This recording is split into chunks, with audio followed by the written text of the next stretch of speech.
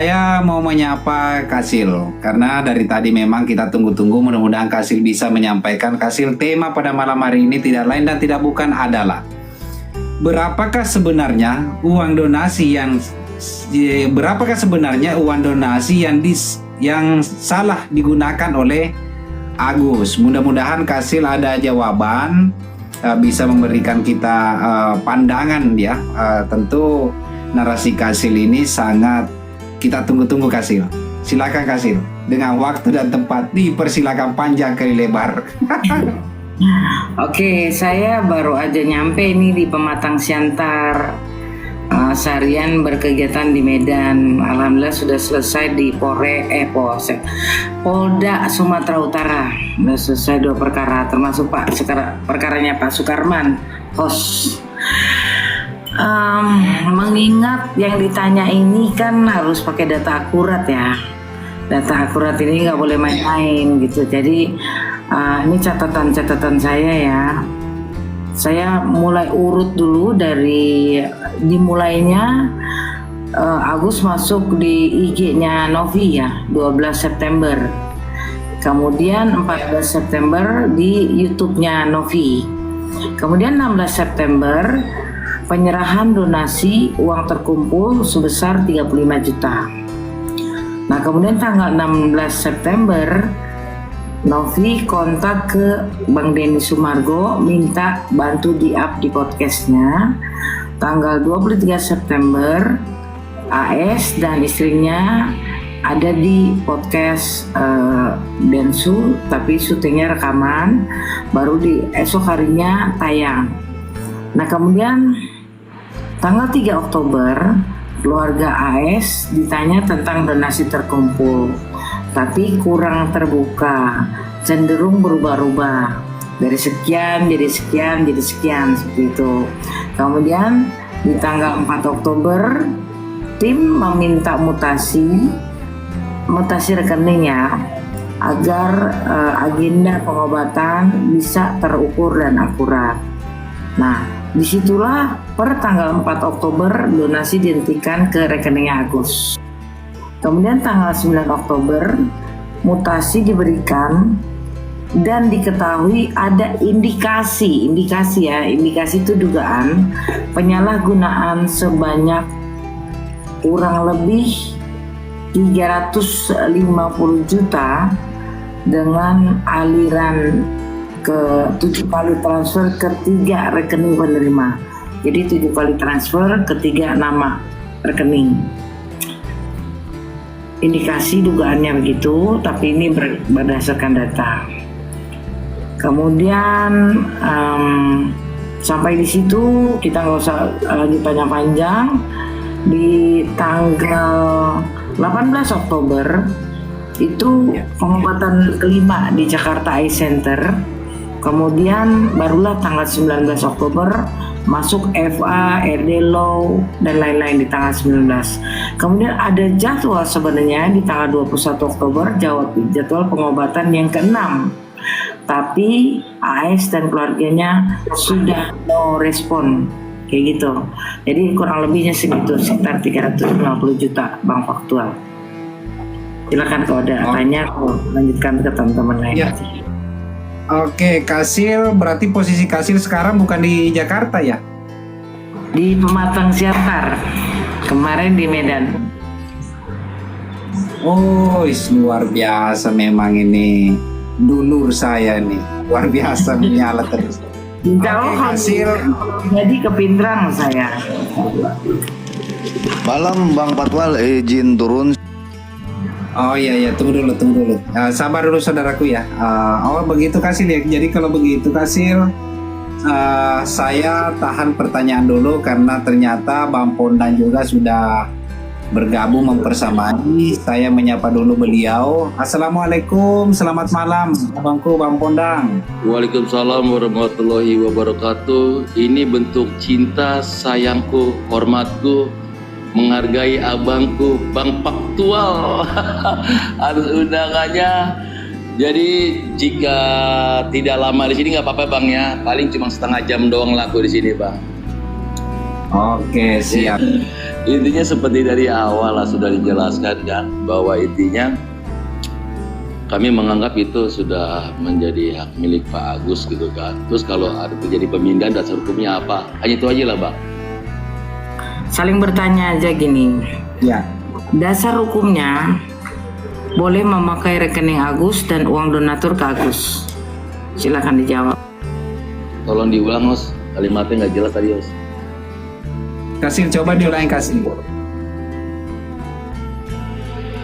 Dasar hukumnya Agus boleh memakai rekeningnya dan donatur mengirim ke rekening Agus. Dasar hukumnya apa?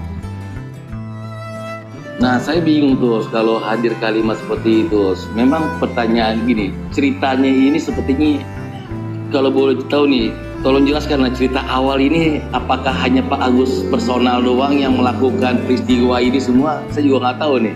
Saya pengen diperjelas dulu gitu kan, kalau pertanyaannya seperti itu Os. Terima kasih Os.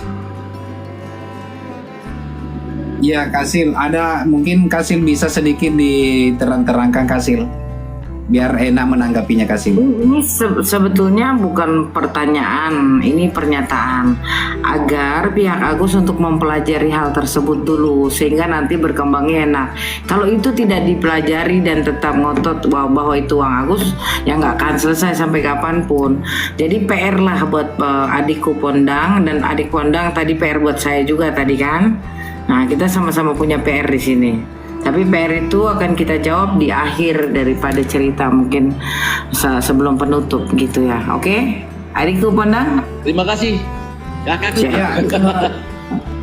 Ya, terus ini Pak Pondang tadi mengatakan itu kan hak Agus ya. Dasarnya apa abangku, saudaraku Punten mengatakan bahwa itu hak Agus, karena banyak juga narasi mengatakan begini. Itu memang kita kasih ke Agus untuk pengobatan Agus, tapi itu bukan uang Agus karena bukan hasil kerja, itu hasil dari donasi. Nggak boleh Agus mengatakan itu hak saya. Ada tanggapan nggak? Ada. Sebenarnya pertanyaan ini jangan hadir lagi, soalnya sudah saya jawab. Saya sebenarnya itu pengen ada pertanyaan baru dari host gitu kan, dari abang saya itu, sehingga akan lebih seru lagi gitu. Ini pertanyaan yang sudah berulang-ulang gitu kan, yang tentunya iya saya sudah menyampaikan berapa kali gitu kan. Jadi saya tuh berharap ada pertanyaan baru gitu kan yang bisa inilah. Terima kasih Os. Ya seperti Bang Faktual tadi katakan, ketika pertama kali saya naik, ini kan penontonnya berganti-ganti ya. Jadi saya akan menerangkan dasar hukumnya dulu ya, bahwa peristiwa yang terjadi kepada Novi dan Agus ini dasar hukumnya adalah 2 undang-undang dan 1 peraturan. Ngomong-ngomong saya pakai kacamata bening bagus nggak sih? Gitu. Nah, undang-undang yang dimaksud itu adalah Undang-Undang Nomor 9 Tahun 1961 tentang pengumpulan uang dan barang. Itu dasar hukumnya bagaimana organisasi dan yayasan yang diperbolehkan untuk pengumpulan uang dan barang, itu dasar hukumnya. Hanya organisasi dan yayasan.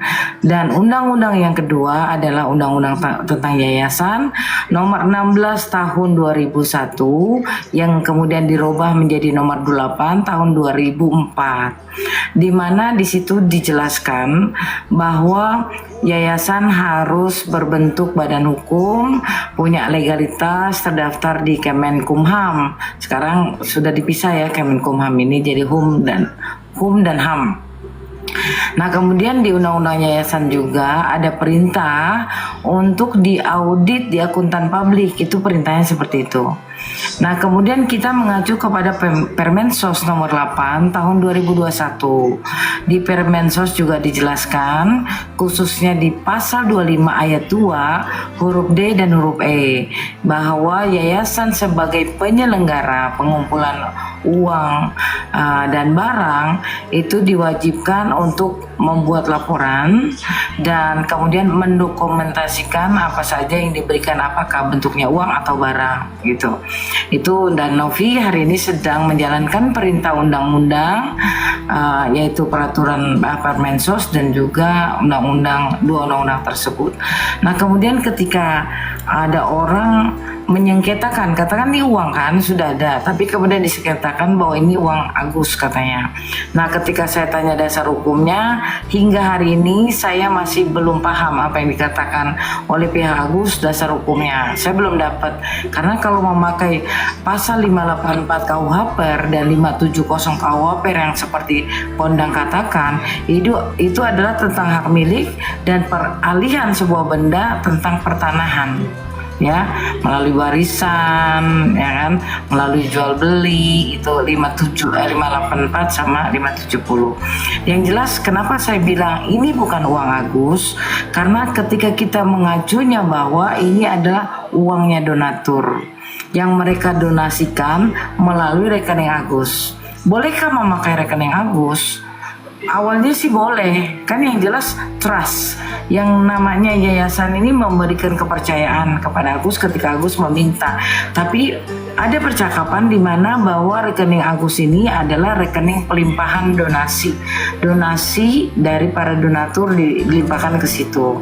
Nah, kemudian kenapa setelah ada indikasi dugaan penyalahgunaan uang yayasan ini kemudian disuruh pindahkan lagi ke rekening yayasan, dikarenakan penyalahgunaan ini akan membuat yayasan tidak ditrust lagi, karena sesuai dengan undang-undang yang saya sampaikan dan juga peraturan Menteri Sosial yang saya sampaikan, ada kewajiban moral dan kewajiban hukum yang harus dilakukan oleh Novi.